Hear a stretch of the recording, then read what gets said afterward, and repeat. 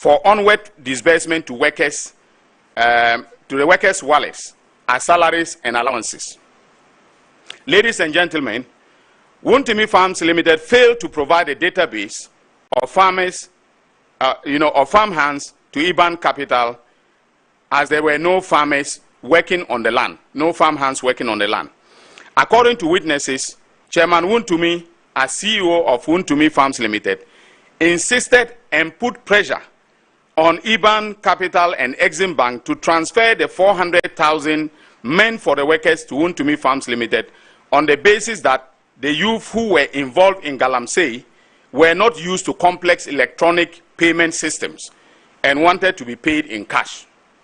In order to execute the project, Wontumi Farms Limited had submitted a pro forma invoice to Exim Bank for the purchase of farm equipment, including tractors, combine harvesters, corn seeder machines, and Wellington boots. The invoice was submitted on December 15, 2017 as part of the loan application process. Subsequently, Exim Bank demanded proof that the equipment has been purchased. On March 18, 2018, Chairman Wontumi submitted a receipt from a company known as Kasama Enterprise for the purchase of the equipment in the sum of 4 million Ghana cedis. However, and this is where it gets interesting, the equipment purchase as shown on the receipt included bulldozers and excavators. Our investigations established that Chairman Wontumi had approached Kasama Enterprise, an industrial equipment dealer, and obtained an invoice with a promise to return to purchase the said equipment. He never went back to purchase the equipment. Instead, and this is where the criminal enterprise began, he forged the invoice he obtained from Kasama Enterprise by removing the word invoice and replacing it with receipt. This forged receipt was then submitted to Exim Bank as proof that he had purchased the equipment after the disbursement of the loan facility. The owner of Kasama Enterprise confirmed to investigators of the Economic and Organized Crime Office that the only document he issued to Wontumi Farms Limited through Chairman Wontumi was a pro forma invoice and not a receipt. He stated that after he issued the invoice, he never heard from Chairman Wontumi again, despite repeated follow-up calls. The forged receipt submitted to Exim Bank suggested that Kasama Enterprise acknowledged receipt of the sum of 4 million Ghana cedis for the purchase of earth-moving machines and farming equipment. The so-called receipt had on it, and ladies and gentlemen of the press, this is what gave him away, 50 days to supply and 1 year guarantee and service. Now, I hope you understand what this means. That when you receive a pro forma invoice, okay, pro forma means that you've taken it with the intention of purchasing. And so they will give you a timeline, okay, within which the supplier will supply you the equipment. And then also, if there are any guarantees, services or guarantee terms, they will be indicated on the pro forma invoice. But Chairman Wontumi, as I said, took out invoice and replaced it with receipt to, deceive Exim Bank that he had actually purchased the equipment.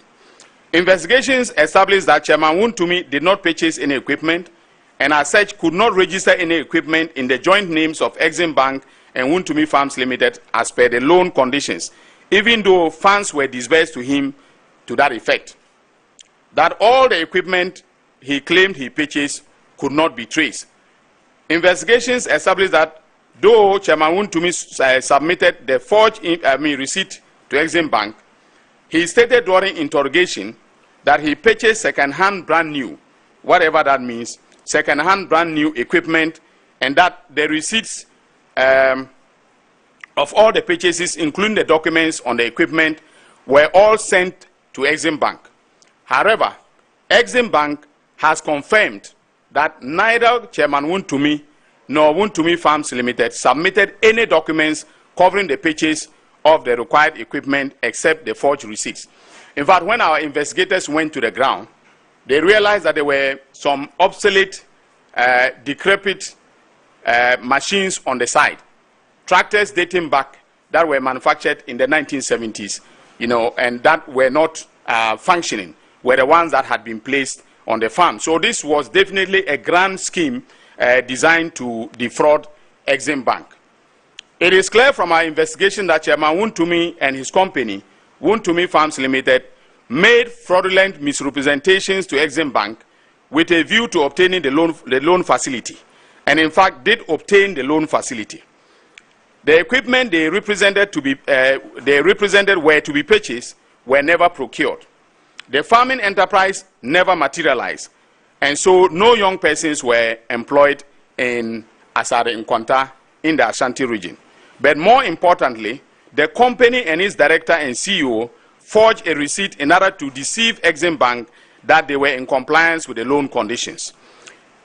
These are not mere breaches of a contract, but constitute acts of criminality by no means a person than the regional chairman of the then ruling party. In the circumstances and the face of the evidence we have gathered in this investigation, thoroughly conducted by the Economic and Organized Crime Office, we have made the decision to prosecute Wontumi Farms and its directors with defrauding by false pretenses, forgery, and causing financial loss to the state in the sum of 24,255,735 Ghana cedis. This figure represents the principal sum plus the interest that has accrued so far. And ladies and gentlemen, by the time we file charges, which will be definitely after the Christmas break when we resume work, it might be that this figure would have increased because the interest on the principal keeps compounding. And so we will get the exact figure of the amount that is involved in this criminal enterprise from the Exim Bank before we file charges in court. Ladies and gentlemen, in the case involving Mr. Percival Akpalu of the Liberal Party of Ghana, the Financial Intelligence Center flagged and filed a suspicious transaction report with First Bank Ghana Limited regarding transactions on an account belonging to Poma Universal Ghana Limited. That is a company owned by the said Kofi Akpalu. Following the STR, that is a suspicious transaction report by the FIC, the Economic and Organized Crime began an investigation into the matter. The investigations revealed that Poma Universal Ghana Limited, a business entity owned entirely by a lady called Ekua Poma, was a legitimate contractor that was awarded a feeder roads contract by Cocoa Board. The contract, which was valued at 29.5 million Ghana cedis, was awarded in December 2020. Although the project commenced and an initial amount was properly deposited into Poma Universal Ghana Limited, subsequent payments raised serious concerns regarding misrepresentation, forgery, and unauthorized handling of the checks. Our investigations revealed that Akpalu secretly incorporated another company, separate and distinct from Poma Universal Ghana Limited, also known as Poma Universal Ghana Limited, but deliberately added H to the Poma. So Poma is P-O-M-A-A, all right, Ghana Limited, which is a company which is owned by Ekua Poma. What the company that he incorporated added H to the Poma, so it became, I don't know how to pronounce it, but the same Poma, Poma Ghana Limited, Universal Ghana Limited. But the difference was just the H at the end of Poma.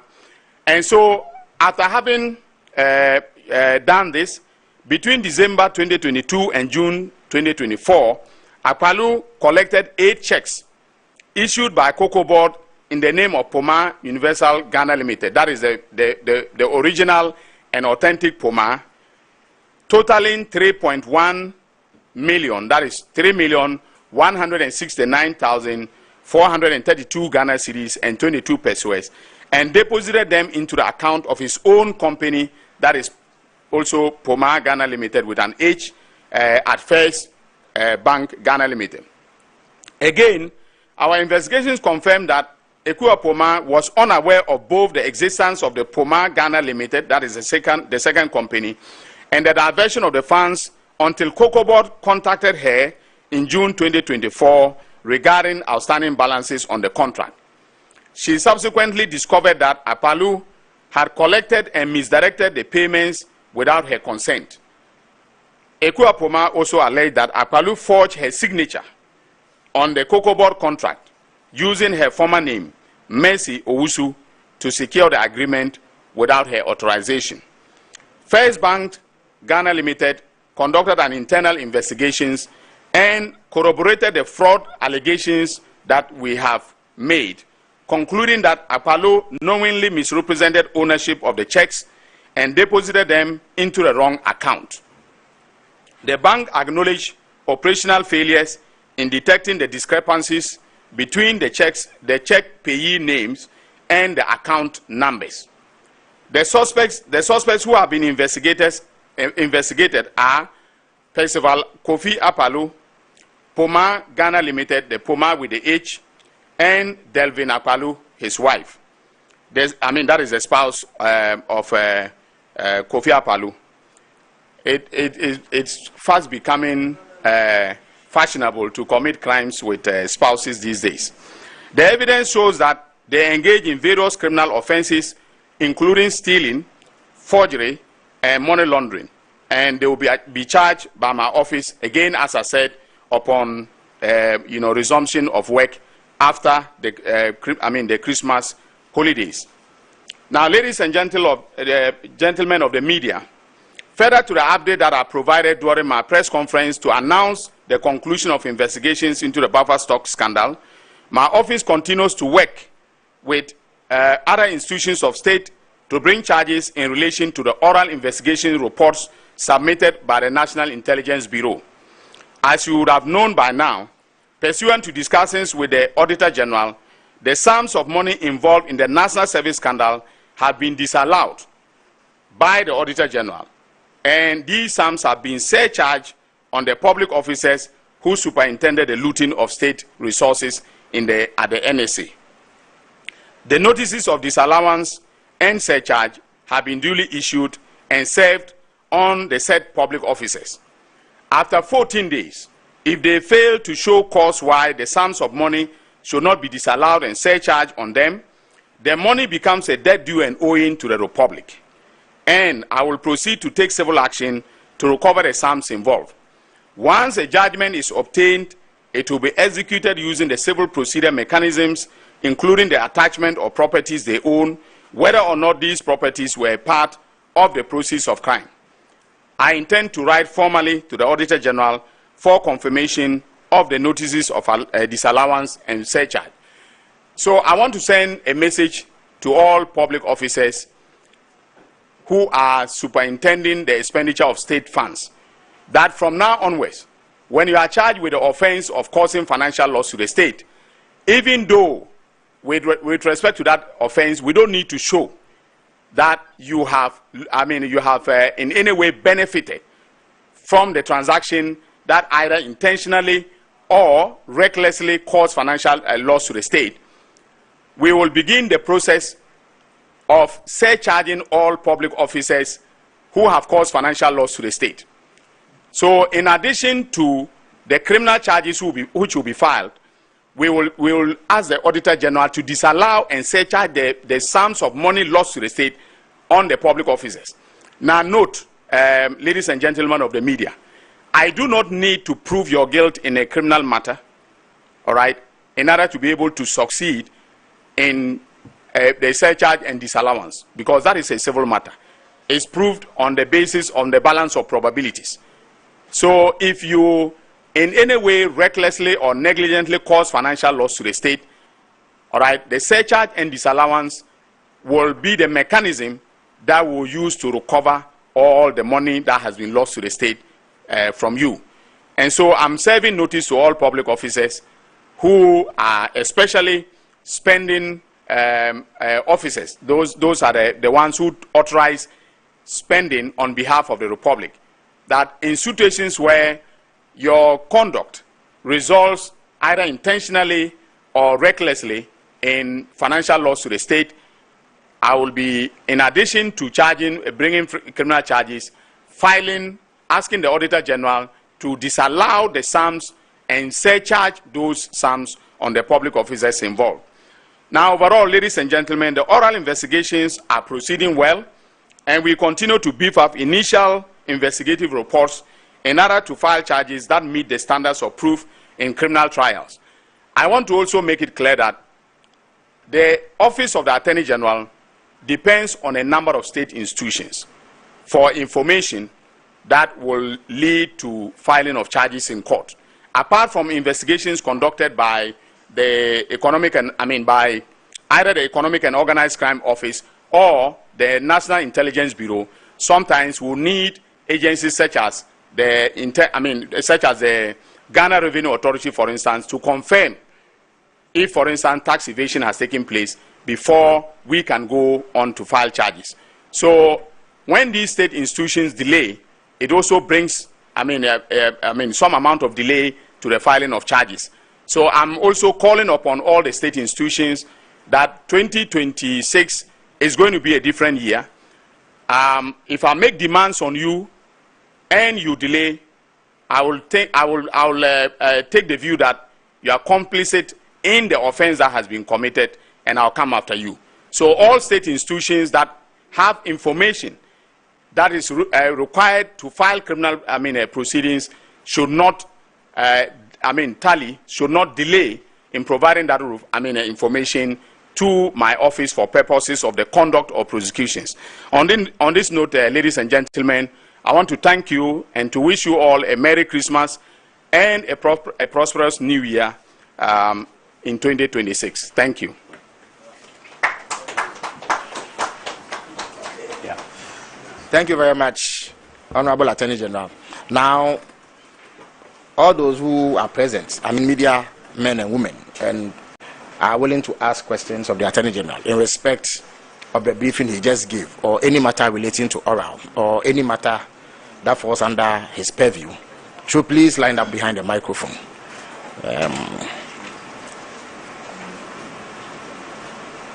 So you identify yourself as usual and then indicate which media house you are representing.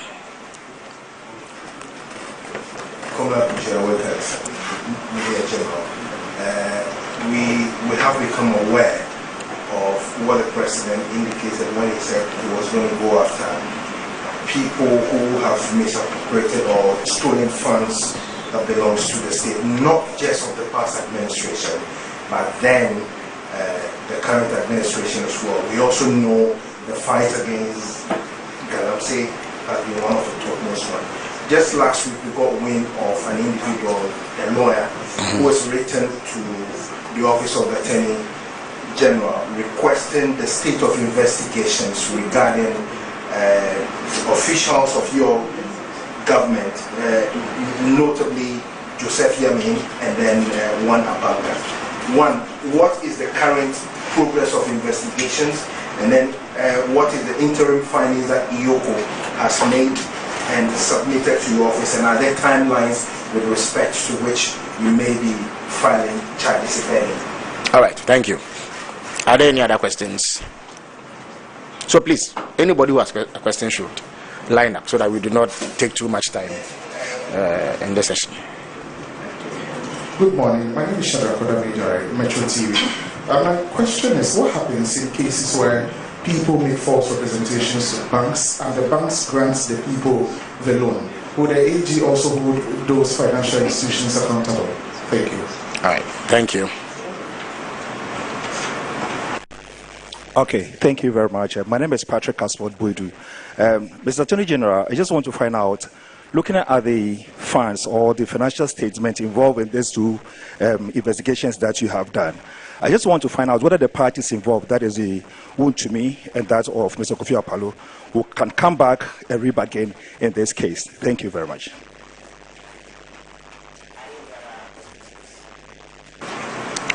Okay, Honorable Attorney General, you may answer these questions. Okay. I understand, yeah. Yeah. Thank you very much. there are basically three questions. One relates to a letter purported to have been written to my office requesting information on the state of investigations relating to Joseph Yamin and then Abanga. Well, first of all, I haven't received any letter to that effect. If the lawyer has made the letter publicly available, you can forward it to me, and I'm sure most of you have my numbers, so you can forward it to me immediately, and then I will take the requisite action. As far as the investigation is concerned, it is ongoing. Now, you realize that in all the briefings that I make or I do with respect to any matter being investigated by EOCO, we do not announce the results of an investigation until we have come to the conclusion. So you notice from even today's press conference that I have said I am announcing the conclusion of investigations. All right. The issue of illegal mining is a very complex one.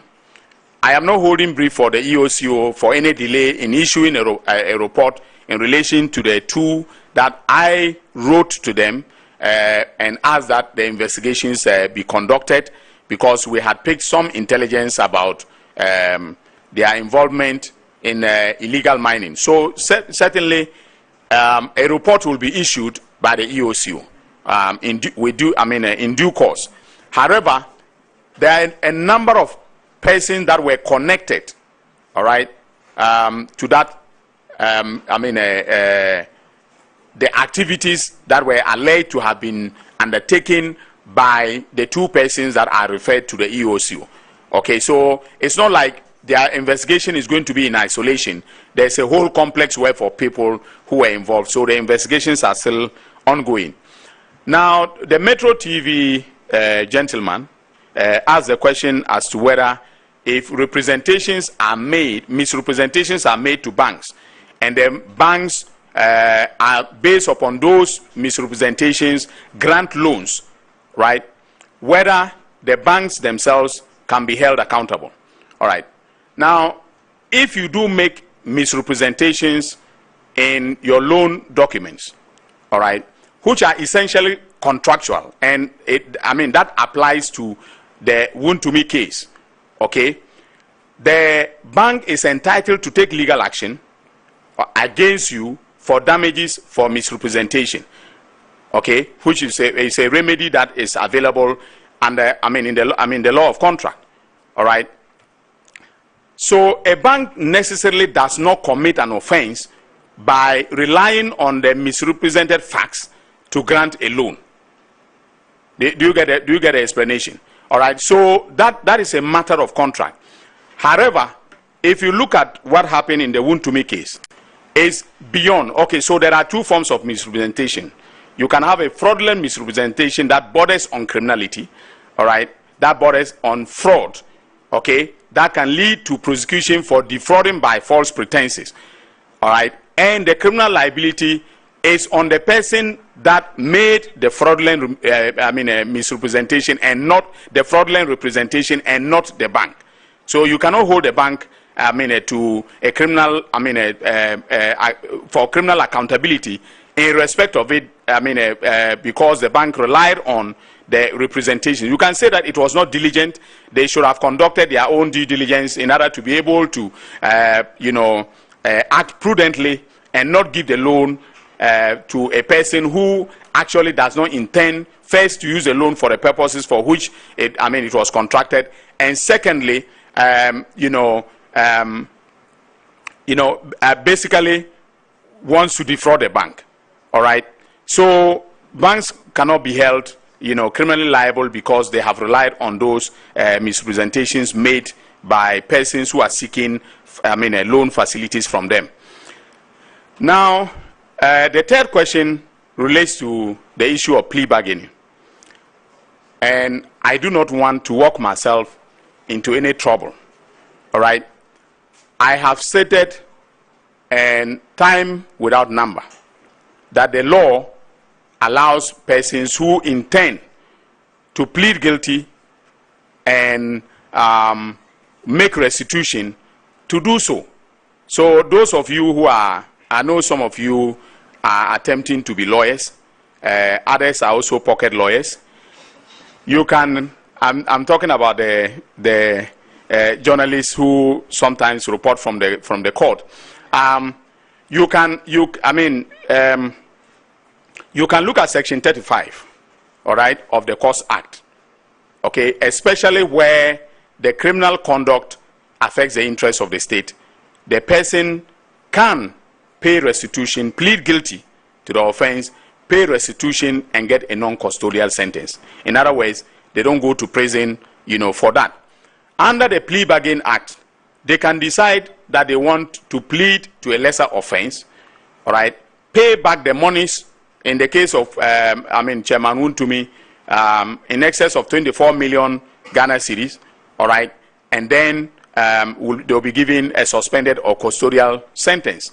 In the case of Akpalu, the same, can happen. So the plea bargaining statutes allow them to take advantage of that. But I am the Attorney General. I am the prosecutor. I am not defense counsel. So it is not left to me to advise them what to do. In fact, what I want to do is make my case to the court, prove beyond reasonable doubt that they have committed the offenses that I'm charging them with, all right? And if the court finds them guilty, it will sentence them to prison terms for what they have, for the wrongs that they have committed, all right? That is my strategy. But because this is oral, I think sometimes the tendency is to say, talk about recovery, all right? But we can do recovery post, the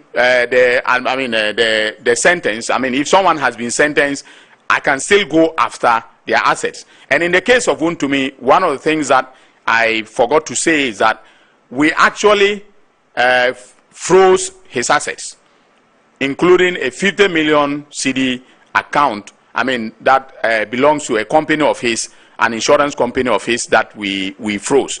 And so it's easily, it's possible for me even now, all right, to take steps, to recover in a civil action using the EOCO, Act, okay, to recover the 24 million, that was taken from Exim Bank, right? So for me, it is left to their lawyers to decide the path that they want, to tread. If they want to defend the action and then get to trial, and then be pronounced guilty or not guilty, it's left to them. If they also want to circuit the process by plea bargaining, it is left to them. I would not advise them. I would not be the one to proffer that advice. So thank you very much.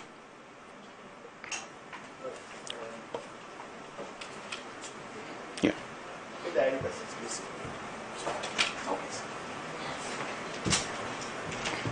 Quick update on the National Cathedral. We heard the Domahini yesterday speak about or express his revulsion at the whole state of affairs of the National Cathedral. What is the state of the forensic audit that His Excellency the President asked you to do?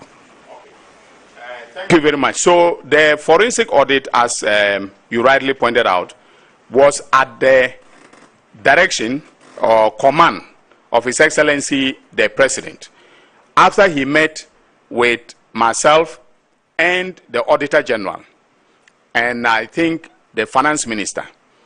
Subsequently, we had a meeting at the Ministry of Finance where it was decided that we should speedily get a private audit firm to do the forensic audit. Now, I cannot procure, usually if I'm procuring services, it will be legal services, all right? There's no precedent of an Attorney General procuring non-legal services. And because this is audit and will be supervised by the Auditor General, it was the Auditor General who was given the task by the Minister of Finance to proceed to procure the services of an audit firm to conduct the forensic audit. And Pricewaterhouse was, chosen to do this work by the Auditor General. The last time I checked, they had actually written to my office, this was last week, they had written to my office that they are coming they want a meeting with me to understand to understand some of the issues that are that are germane to the forensic audit that they are conducting. Now, that doesn't mean that they've done significant work and they are getting to the end of their work, but they want some of the stakeholders, such as myself, all right, to have a conversation with them regarding the work that they are doing. So very soon, I want to assure Ghanaians that very soon we will have the report of the forensic audit conducted by PwC, and that will let us know whether or not any wrongdoing had taken place. Last one or one and a half. You've mentioned public officers being surcharged, but I'm also looking at the Auditor General's report. We keep hearing a lot of financial misapplication. What happens to those reports or afterwards? And then regarding the plea bargain, you also spoke about people have approached for plea bargain. We keep hearing it that consistently. We are going for Christmas. How much so far would you say you have been able to garner? Maybe we can use some for Xmas. Thank you. Yeah. Okay. So the Auditor General report, as you rightly pointed out, is usually replete with acts of malfeasance by public officers, and then most of the time they appear before Parliament.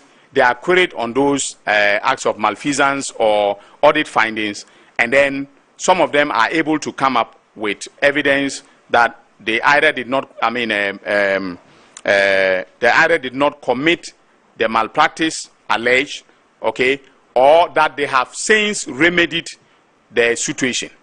All right. Now, that is within the remit of the Auditor General. The power to surcharge and to disallow and surcharge is a power granted under Article 187 of the Constitution to the Auditor General. So he alone can disallow and surcharge. All right. I come in, or my office comes in, at the point where we have to take action to recover. We have to take legal action to recover. And that is where we can come in and take the action based upon the disallowance and surcharge notices to recover from the persons who have been surcharged. Yes, and then talking about recovery, offers have been made, as I've said. In some cases, in the National Service case, for instance, one person offered to pay 22 million Ghana cedis, okay, out of I think 30 something, about 38 million, and I rejected the offer. All right. So yes, offers keep being made, but sometimes the offers are made conditional on people just bringing the money and walking away, and I say no. So that is where we are. That is why we haven't recovered, but we will certainly recover, and we will recover a lot of money. So thank you very much.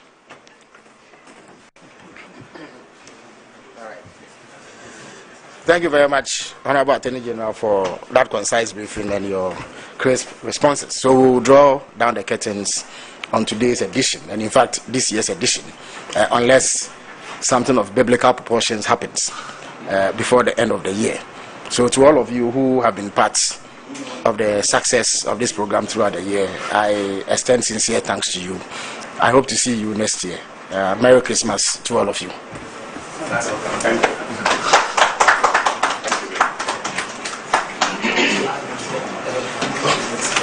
Presidency, that was the government accountability series, and as Honorable Kwachofosu said, this may be the last for the year, unless we have some very pertinent. Are you a headmaster, headmistress, parent, teacher, or an educator looking for high-quality textbooks for preschool, primary, and junior high school students? Look no further than Advocate Publishing Company. Advocate Publishing Company is a leading publisher of educational materials in Ghana that publishes very engaging, interactive, and comprehensive textbooks that meet the needs of students, teachers, and parents. Our textbooks are thoroughly published to make learning fun and easy. They are also designed to stimulate critical thinking, problem solving, and creativity in students. Make Advocate Publishing your preferred choice for all your educational needs. Explore our range of textbooks and educational resources. Visit us at the old GNTC yard near Kingsway, Accra. You can contact us on 0503 786 776 or 02408 06354. Also 0531 600360, and connect with us on Instagram, X, and Facebook at Advo Publishing. Don't settle for less. Choose the best. Advocate Publishing Company, empowering young minds one textbook at a time. Thinking Publishing, think Advocate Publishing. Watching DSTV means getting the TV you love, but staying connected means getting something extra. Stunning. Extra matches, extra dramas, the best local and the world's biggest. Extra laughter, music, movies, and extra vim. I love it. Just stay connected or reconnect